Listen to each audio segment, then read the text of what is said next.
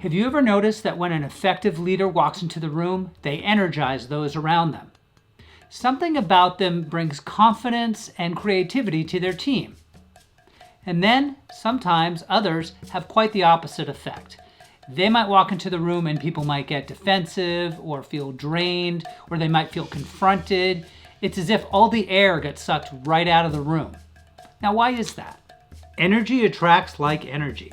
So when someone is in a position of leadership, they are likely going to get back what they put out, whether they themselves realize it or not. So as a leader, an influencer, even as a coworker, it is your responsibility to choose your energy wisely if you expect to positively impact others.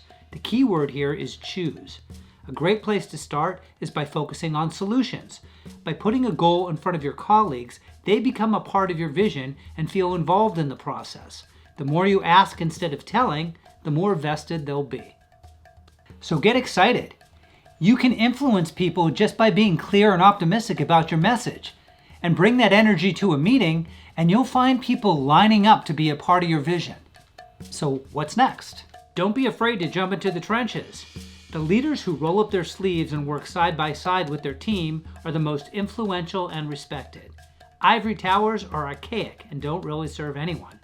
If the team feels they are all in it together, the level of commitment and motivation increases. But don't confuse involvement with micromanagement. Let your team do their part while you do yours. If you hold yourself accountable, so will the person right next to you.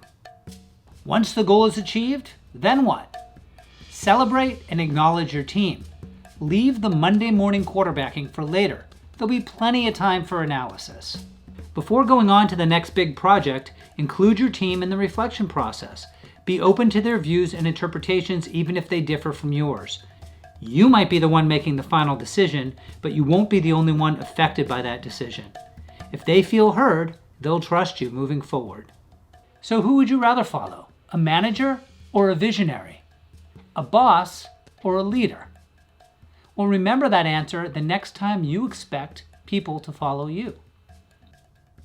If you have any questions about leadership or about coaching in general, click the Calendly link below to book a free half-hour consultation with me.